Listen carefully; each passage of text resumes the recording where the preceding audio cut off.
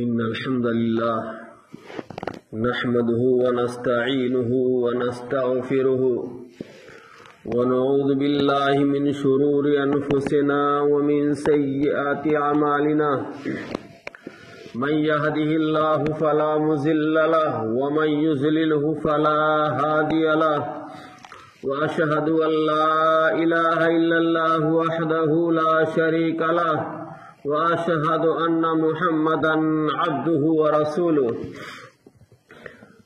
أرسله بالحق بشيرا ونذيرا ما بعد فإن خير الحديث كتاب الله وخير الهدي هدي محمد صلى الله عليه وسلم وشر الأمور محدثاتها وكل محدثة بدعة وكل بدعة ضلالة وكل ضلالة في النار.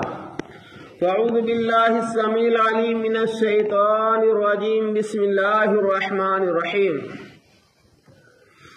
إنما المؤمنون إخوة فأصلحوا بين أخويكم واتقوا الله لعلكم ترحمون. وقال النبي صلى الله عليه وسلم مثل المؤمنين في توادهم وتراحمهم وتعاطفهم كمثل الجسد الواحد إذ اشتكى منه عضو تداعى له سائر الجسد بالحمى والسحر والحمى. رواه البخاری. قابل احترام علماء کرام، قابل تعظیم بزرگوں، نوجوان دوستوں، حاضرین جمعہ، سب سے پہلے ہم اللہ رب العالمین کی تعریف، بڑائی، کبریائی بیان کرتے ہیں جو ہمارا خالق، مالک اور پالنہار ہے۔ بعدہ بے شمار درود و سلام نازل ہوں اللہ کے آخری نبی جناب محمد رسول اللہ صلی اللہ علیہ وسلم پر، آپ کے ازواج مطہرات، صحابہ، صحابیات اور بزرگان دین پر اللہ سب کی قبروں کو نور سے بھر دے۔ محترم حضرات، آج کے خطبہ جمعہ کا ہمارا ٹاپک ہے اسلامی بھائی چارہ۔ دوسرے الفاظ میں آپ یوں سمجھ لیجئے، مسلمانوں کے باہمی حقوق۔ ایک مسلمان کا دوسرے مسلمان پر کتنے حقوق ہیں، شریعت اسلامیہ نے کتنے حقوق عائد کیے ہیں، ایک مسلمان ہونے کی وجہ سے ہمیں دوسرے مسلمان کے تعلق سے کن کن حقوق کا لحاظ کرنا ہے، آج کے خطبہ جمعہ میں آپ سنیں گے۔ سورہ حجرات ایک سورہ ہے جو بہت ہی اہم سورہ ہے۔ اس سورہ کے اندر اللہ رب العالمین نے اسلامی معاشرے کی تشکیل بیان کی ہے کہ اسلامی معاشرہ کیسے اسلامی معاشرہ بن سکتا ہے اور معاشرے کی اصلاح کا طریقہ کیا ہے۔ اسی سورہ حجرات میں ایک آیت ہے جو میں نے آپ کے سامنے تلاوت کی ہے، آیت نمبر 10 ہے۔ اللہ رب العالمین نے ارشاد فرمایا انما المؤمنون اخوہ، مسلمان آپس میں بھائی بھائی ہیں۔ فَأَصْلِحُوا بَيْنَ أَخَوَيْكُمْ، اپنے مسلمان بھائیوں کے درمیان اگر انتشار ہو جائے، اختلاف ہو جائے تو صلح کرا دیا کرو۔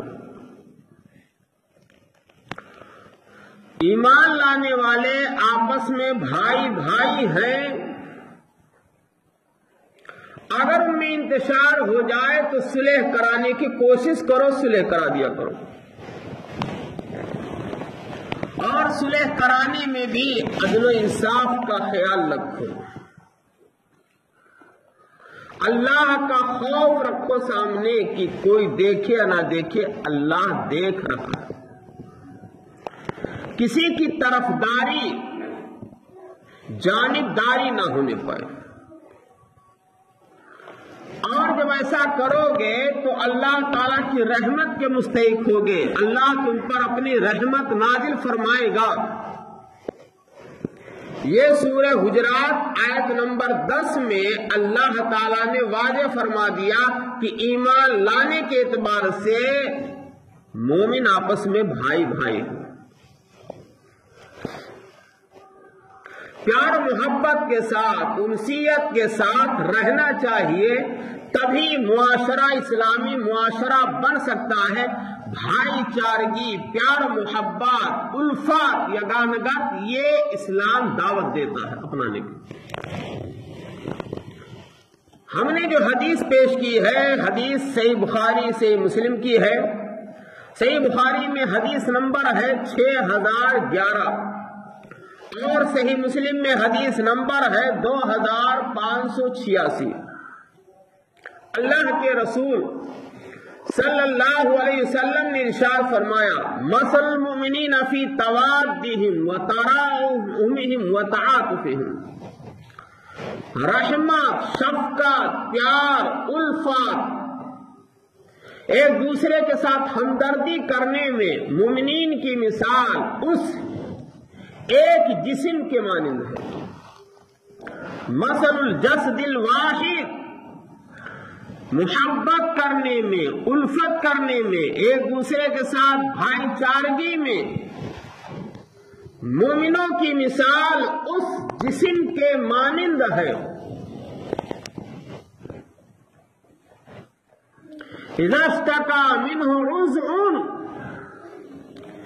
جس جسم کے باڈی کے کسی حصے کو کوئی تکلیف ہوتی ہے تو پورا حصہ جسم کا متاثر ہو جاتا ہے۔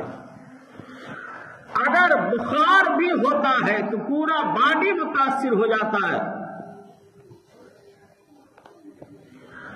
اگر پیر میں کانٹا بھی چبھتا ہے تو پورا جسم متاثر ہوتا ہے۔ آپ محسوس کرتے ہیں، نزلہ زکام ہوتا ہے پورا جسم، بخار ہو جاتا ہے پورا جسم، ایک معمولی کانٹا بھی چبھتا ہے پورا جسم متاثر ہو جاتا ہے۔ تکلیف ہے، چوٹ لگی ہے ہاتھ میں، پورا جسم متاثر ہے۔ کانٹا چبھا ہے پیر میں، پورا جسم متاثر ہے۔ کتنی بہترین مثال اللہ کے نبی صلی اللہ علیہ وسلم نے مسلمانوں کی، مومنوں کی دی ہے، اور یہ واضح کیا ہے کہ مسلمانوں کو سماج اور معاشرے میں کیسے رہنا چاہیے۔ ایک مسلمان بھائی ہمارا بیمار ہے تو دوسرے مسلمان کو طرف جانا چاہیے، اور اس کے بیماری کا علاج کرانے کے لیے کیا کوششیں ہو سکتی ہیں وہ کوشش کرنی چاہیے۔ ہمارا مسلمان بھائی اگر کسی غیر مسلم کے قبضے میں ہے، وہ ستا رہا ہے، تو ہم کو بے چین ہو جانا چاہیے۔ اگر کسی جرم میں پھنسا دیا گیا ہے، جیل میں ڈالا جا رہا ہے، تو ہمیں اس کو چھڑانے کے لیے بے چین ہو جانا چاہیے۔ کسی بھی خطے میں کوئی مسلمان ہو، حتیٰ کہ دنیا کے کسی گوشے میں اگر کسی مسلمان پر ظلم و زیادتی کے پہاڑ توڑے جا رہے، ستایا جا رہا ہے، گولیوں سے بھونا جا رہا ہے، تو ہمیں چین کی نیند نہیں سونی چاہیے۔ آج فلسطین میں اسرائیل کی بمباری ہو رہی ہے، فلسطین کے مسلمانوں کو ٹکڑے ٹکڑے کیا جا رہا ہے، ان کی عورتوں کی عصمت دری ہو رہی ہے، بچوں کو، معصوم بچوں کو ماں کی گود سے چھینا جا رہا ہے۔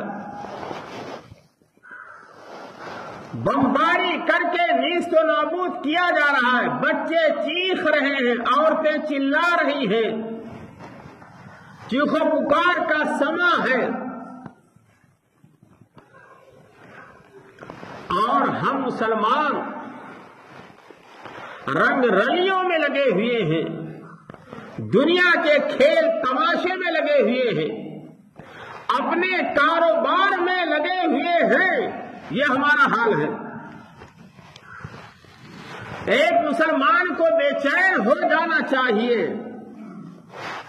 رات کے آخری پہر میں اٹھ کر کے تہجد کی نماز پڑھ کر کے اپنے فلسطین بھائیوں کی مدد کے لیے اللہ سے دعائیں کرنی چاہیے، گڑگڑانا چاہیے۔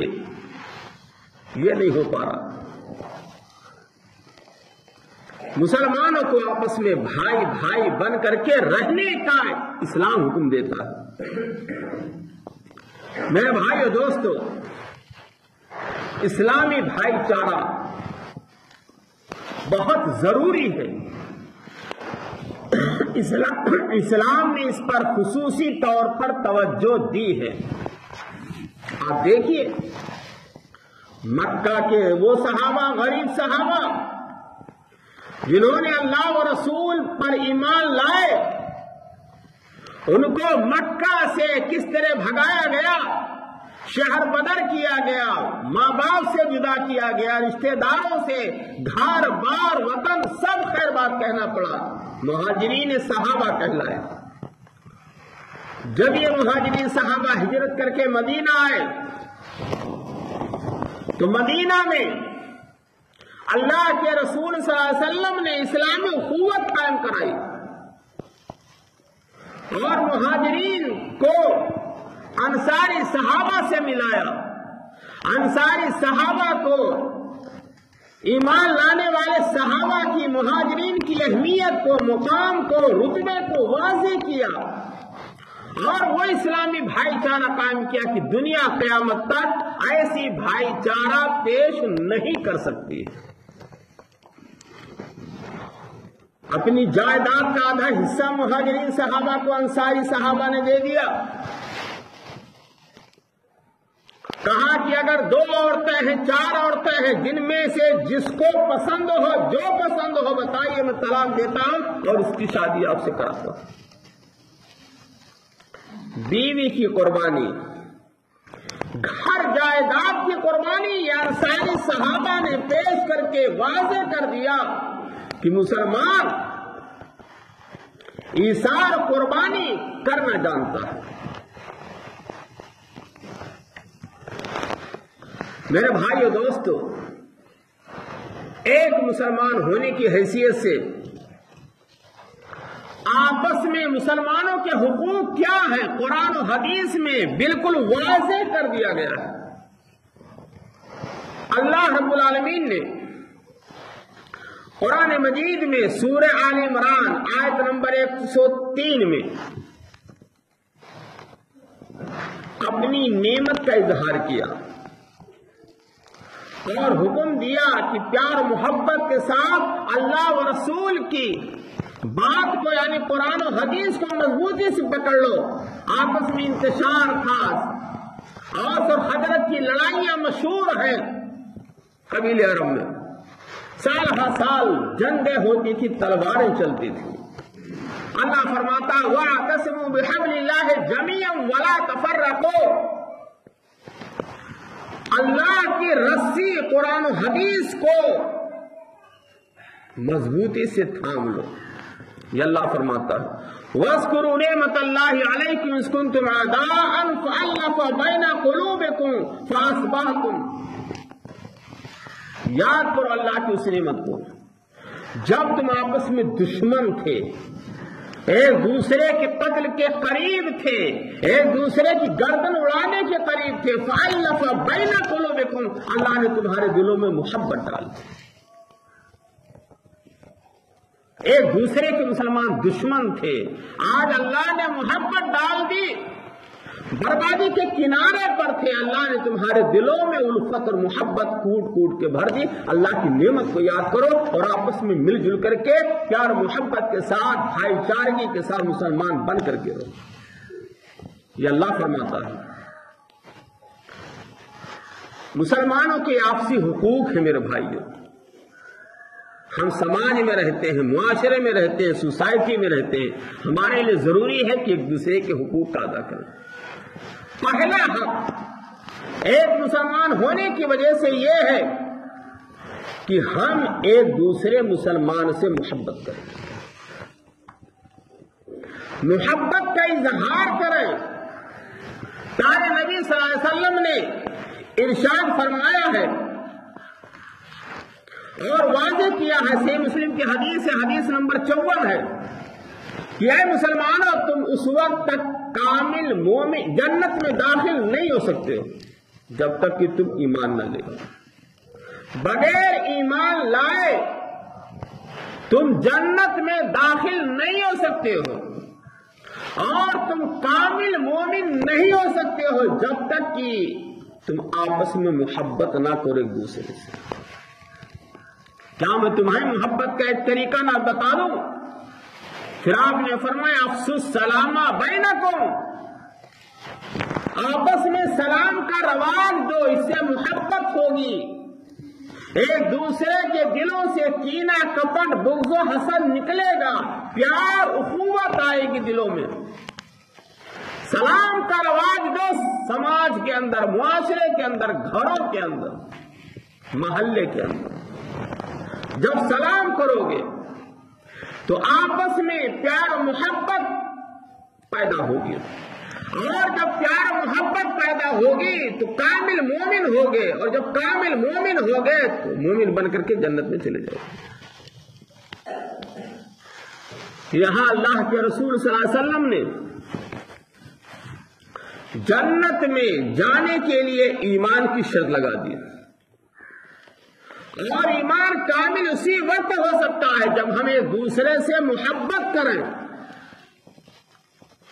आज हमारे समाज का हाल क्या है? हमारे दिलों में एक दूसरे भाई के लिए मोहब्बत नहीं है, अदावत है, दुश्मनी है, बुग़्ज़ है, हसद है, नफरत है, कीना है, कपट है। जाहिर कुछ है, बातिन कुछ है। हमारे दिल कीना कपट से पाक नहीं। हमारे दिलों में मोहब्बत लाने की जरूरत है कि हम अपने भाई के लिए मोहब्बत करें, मोहब्बत का इजहार करें। ये एक मुसलमान का दूसरे मुसलमान पर हक है कि आप मोहब्बत का इजहार करें। और हदीस में आता है आदमी जिससे मोहब्बत करेगा, अलमरउ मा मन अहब्बा, से बुखारी की हदीस, आदमी जिससे मोहब्बत करेगा उसी के साथ उसका हश्र होगा। अगर आप अच्छे इंसान से मोहब्बत करते हैं तो आपका साथ क़यामत के दिन आपका हश्र उसी इंसान के साथ होगा। अगर आपकी मोहब्बत अल्लाह व रसूल से है, सहाबा से है, ताबईन से है, बुजुर्गाने दीन से है, अइम्मे किराम से है, अहले इल्म से है, अल्लाह वालों से है, मुत्तकी हजरात से है, तो आपका हश्र भी उन्हीं लोगों के साथ।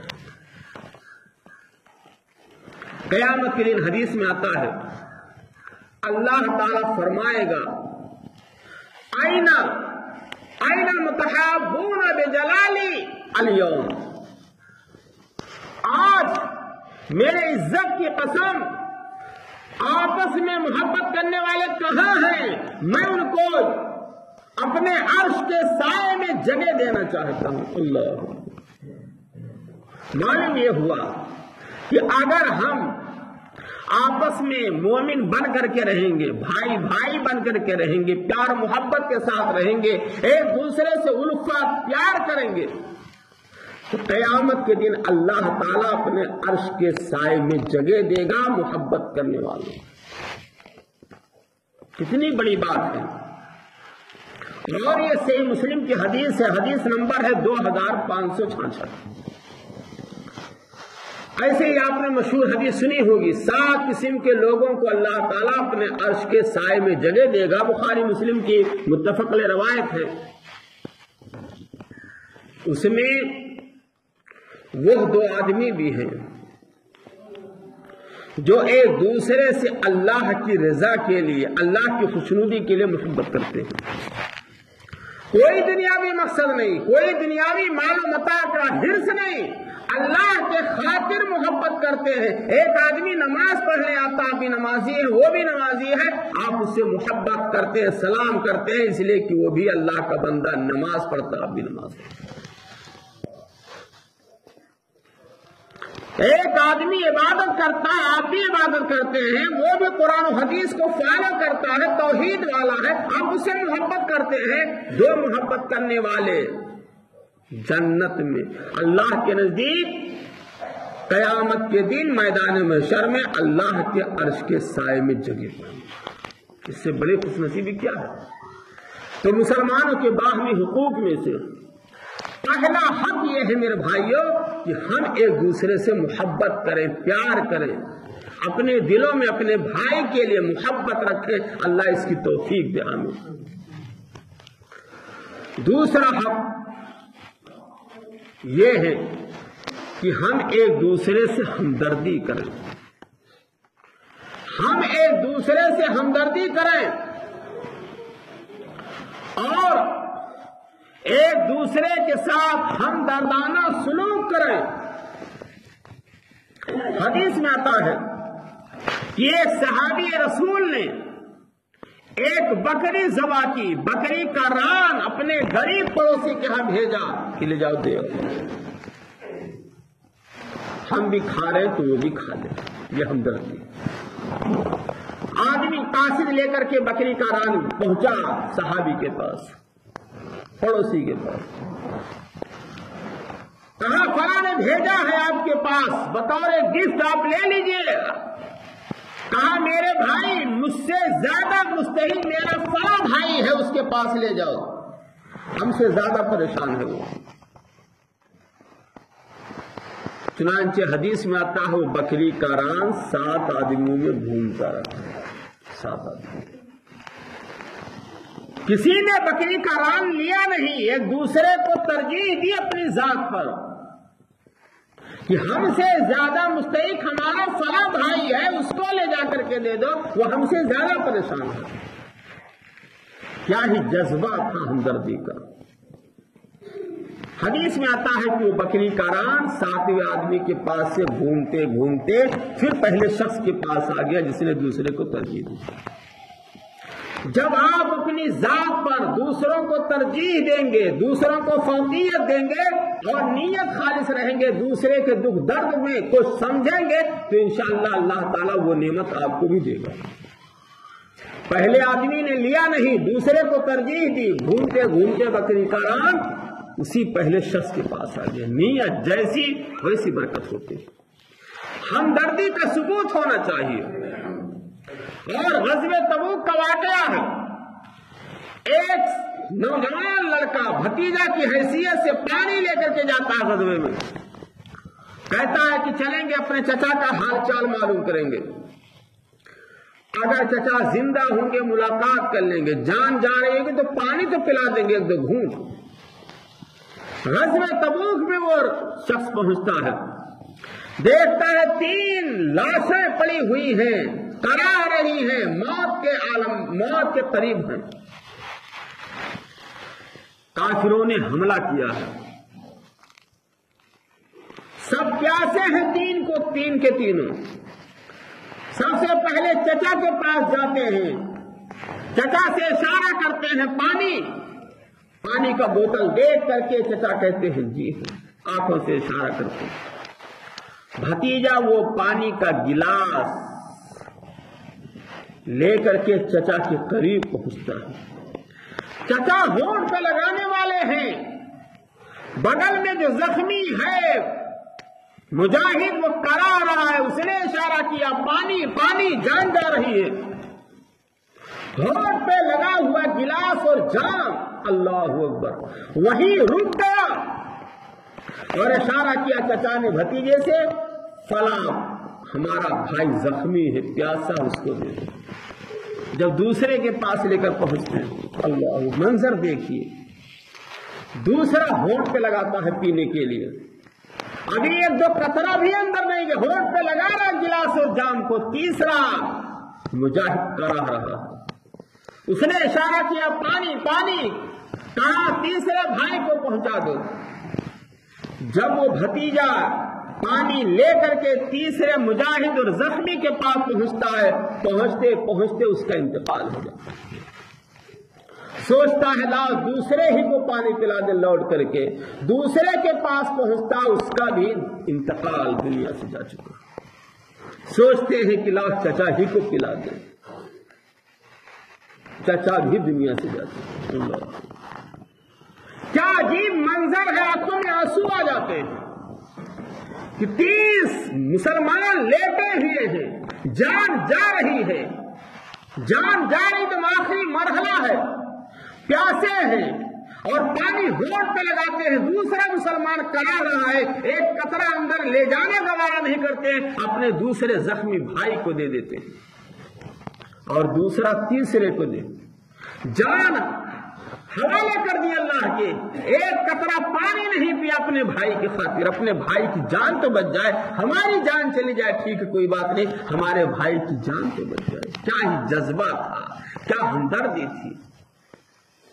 آج کاش ہمارے گھروں کے اندر، ہمارے محلے میں، سماج میں، سوسائٹی میں، معاشرے میں یہ جذبہ ہو جائے تو کوئی مسلمان اللہ کی قسم پریشان ہی نہ ہو۔ بغل میں ہمارا پڑوسی پریشان ہے، کرا رہا ہے، ہم تھاٹ کے ساتھ زندگی گزارتے ہیں، نیند ہمیں آ رہی ہے، ہمارا پڑوسی اسپتال میں بھرتی ہے، ہمیں ایک بھی گھنٹہ جا کر کے عیادت کرنے کے لیے ہمارے پاس ٹائم نہیں ہے، فرصت نہیں ہے فون کرنے کے لیے۔ ہم شادی بیاہ میں جاتے ہیں، ٹھاٹ بانٹ کے ساتھ لفافے میں گفٹ لے کر کے جاتے ہیں پیسے، کاش کہ اپنے رشتے دار، اپنے مسلمان بیمار بھائی کے پاس لفافے میں لے کر کے پیسے اسپتال میں بھی جایا کریں، جا کر کے ملاقات کریں، پھل فروٹ لے جائیں اور جا کر کے اپنی استطاعت کے مطابق 200، 500، 1000 لفافے میں رکھ کر کے پیسے دیں۔ مریض کو پیسے کی ضرورت ہے، آپ کی میٹھی میٹھی بول کی ضرورت نہیں ہے، ہاں دعا کی ضرورت ہے اور اس وقت پیسے کی ضرورت ہے۔ لیکن آپ دیکھتے ہوں گے بہت کم، بہت خاص رشتے دار ہیں تو ٹائم نکال کر کے مریض کے پاس جاتے ہیں، ورنہ فون ہی سے کام چلا لیتے ہیں، اور کتنے ہیں جو فون بھی نہیں کرتے ہیں، مریض مر جاتا ہے، دنیا سے چلا جاتا ہے، چچا کی حیثیت سے، پھوپھا کی حیثیت سے، بھتیجا کی حیثیت سے، اور دیگر رشتے داریاں ہیں۔ ایک مسلمان گاؤں کا پریشان ہے، ہم کبھی خبرگیری نہیں کرتے ہیں، ہمدردی سیکھنا ہے میرے بھائیوں، صحابہ سے سیکھو۔ ایک فقیر بھوکا ہے، نبی کے دربار میں حاضری دیتا ہے، کہتا میں بھوکا ہوں، اللہ کے رسول کہتے ہیں صاحب اس فقیر کو لے جاؤ، 11 بیویاں ہیں میرے پاس، ان کے گھروں پہ لے جاؤ، کچھ کھانے کے لیے ہو تو لے جاؤ دے دو۔ ہمارے نبی کے گھر کا حال کیا تھا، فقیر کو، مسکین کو لے جایا جا رہا ہے، 11 بیویوں کے پاس کسی بیوی کے پاس کھانا نہیں مل رہا، گھر کا ہی آ، دوپہر کو کھا لیا تو شام کو کھانے کے لیے کچھ نہیں، اللہ کے حوالے۔ یہ ہمارے نبی کے گھر کا حال ہے، لوٹ آئے، آنکھوں میں آنسو آنا چاہیے۔ ہمارے نبی کی بیویوں کا یہ حال ہے کہ فقیر کو، مسکین کو 2 لقمہ کھانا کھلانے کے لیے گھر میں کھانا نہیں، اور ہمارا حال کیا ہے؟ ہمارے یہاں مہینوں گزر جاتے ہیں، سال گزر جاتے ہیں، معاف کیجئے گا، ہمارے گھروں میں نہ کوئی مہمان آتا ہے، نہ کسی مہمان کو ہم دعوت دے کر کے بلا کر 2 لقمہ کھانا کھلاتے ہیں، اور نہ کسی مسکین کو، فقیر کو ہم بلا کر کے 2 لقمہ کھانا کھلانے کے لیے تیار ہیں۔ بتائیے ایسے گھروں میں برکت نازل ہوگی؟ کوئی اگر آ جائے آپ کے گاؤں میں، کوئی عالم دین آ جائے چندے کے لیے، تو آپ یہ سمجھتے ہیں کہ ہم 10-5 روپیہ دے دیے ہم چلے گئے ہمارا کام ہو گیا؟ کیا مسجد کا متولی ہی کی ذمہ داری ہے کھانا کھلانے کی؟ کیا جنت اسی کو چاہیے؟ ہم نے بعض علاقوں میں دیکھا ہے کوئی اجنبی آتا ہے اس کو تمام لوگ چاہتے ہیں کہ میں کھلاؤں. صحابہ کا جذبہ تھا میں قدر کروں اور ہر آدمی مہمان کو اپنا مہمان سمجھ کر کے گھر لے جانے اور کھلانے کی کوشش کرتا تاکہ ہمارے گھروں میں برکت نازل ہو. وہ جذبہ ہمدردی کا جنت کے حصول کا آج ہمارے سماج میں نہیں ہے. آج ضرورت ہے ہم جذبے کو دوبارہ پیدا کریں. اللہ کے رسول صلی اللہ علیہ وسلم نے کہا اس مسکین کو فقیر کو کون اپنا مہمان بنائے گا؟ ابو طلحہ انصاری مجلس میں موجود تھے. کہا اللہ کے رسول میں مہمان بناتا ہوں. آپ کا مہمان میرا مہمان، میں اس کو لے جاتا ہوں اپنے گھر. بیوی کے گھر لے گئے. بیوی سے کہا گھر میں کھانے کے لیے کچھ ہے؟ مہمان لے کر آ. کہا کچھ نہیں. صحابی کے گھر کا کہا کچھ نہیں ہے، تھوڑا سا کھانا ہے، بچے بغیر کھائے سو گئے ہیں، جاگیں گے بیدار ہوں گے تو ان کے لیے ہے. کہا ایسا کرو دسترخوان لگا دو. دسترخوان لگا دو اور بچوں کو سونے دو جگہوں میں، اور مہمان کو لے کر میں دسترخوان پہ بیٹھ جاؤں گا. دروازے کے پیچھے سے چراغ بجھا دینا. کھانا تھوڑا ہے، کھانے والے 2 ہیں، بیوی بھی بھوکی ہے. صحابی نے کس طرح سے بیوی سے کہا، شوہر نے بیوی سے کہا چراغ بجھا دینا. اندھیرے میں مہمان کو پورا کھانا کھلا دیا اور مہمان یہ سمجھتا تھا کہ ہمارے ساتھ میزبان بھی کھا رہے ہیں. اللہ، کھانا تھوڑا ہے، پورا کھانا مہمان کو شوہر نے کھلا دیا. صحابی رسول حضرت ابو طلحہ انصاری. بیوی بھی بھوکی، شوہر بھی بھوکا، بال بچے بھی بھوکے سو رہے ہیں. مہمان کو کھانا کھلایا. صبح لے کر کے مہمان کو جب نبی کریم صلی اللہ علیہ وسلم کے دربار میں پہنچتے ہیں، قربان جائیے، اللہ کے رسول مسکراتے ہیں. کہا ابو طلحہ انصاری قربان جائیے، اللہ کی رحمت نازل ہو تم پر. تم نے اور تمہاری بیوی نے ہمارے مہمان کے ساتھ رات میں جو برتاؤ اچھا کیا ہے، اللہ اتنا خوش ہوا ہے، اتنا خوش ہوا ہے کہ قرآن کی آیت نازل فرما دی. وَيُؤْثِرُونَ عَلَىٰ أَنفُسِهِمْ وَلَوْ كَانَ بِهِمْ خَصَاصَةٌ. اللہ کے کچھ بندے ایسے بھی ہوتے ہیں جو خود بھوکے ہوتے ہیں لیکن دوسروں کو اپنی ذات پر ترجیح دیتے ہیں. خود نہ کھاتے تھے اوروں کو کھلا دیتے تھے، خود نہ کھاتے تھے اوروں کو کھلا دیتے تھے. کتنے اچھے تھے محمد کے گھر آنے والے. ایک مہینے تک 40 دن تک ہمارے نبی کے گھر میں چراغ نہیں جلتا تھا، چولہے نہیں جلتے تھے، کھجور پر دودھ پر گزر بسر ہوتا تھا. پیٹ میں پتھر باندھے ہوئے تھے. ایک صحابی آئے، کہا اللہ کے رسول بھوک سے بلک رہا ہوں، پریشان ہوں، نڈھال ہوں، کچھ تو مل جائے کھانے کے لیے. غشی طاری ہو جاتی ہے. نبی کریم صلی اللہ علیہ وسلم نے کہا مکی دور ہے، صبر کرو، پریشانیاں اللہ کی آزمائش. کہا بہت بےتاب، پیٹ پہ پتھر باندھا ہوں تاکہ پیٹ چپکا رہے، بھوک کا احساس نہ ہونے پائے. پیارے نبی نے کہا میرے صحابی صبر کرو، صبر کا پھل جنت ہے. پھر اللہ کے رسول صلی اللہ علیہ وسلم نے اپنا دامن اٹھایا. قربان جائیے ایسے نبی پر. 2 پتھر ہمارے نبی، اللہ اکبر، 2 پتھر ہمارا نبی، محسن انسانیت، قائد اعظم، نبی رحمت، در یتیم باندھے بھوک سے بلک رہا ہے. اور ہمارا حال کیا ہے؟ ہمارا پڑوسی بھوک سے بلک رہا ہے، ہمارا مسلمان سماج میں پریشان ہے. ہمیں خبرگیری لینے کی کوئی حاجت نہیں ہے. مسلمانوں کے حقوق میں سے ایک حق یہ بھی ہے کہ ہم سلام کا رواج کریں، ایک دوسرے سے سلام کریں. سلام کرنے میں کنجوسی نہ کریں۔ ایک حق یہ بھی ہے کہ ہم جب مسلمان بھائی ہمیں دعوت دے تو ہم دعوت کو قبول کریں۔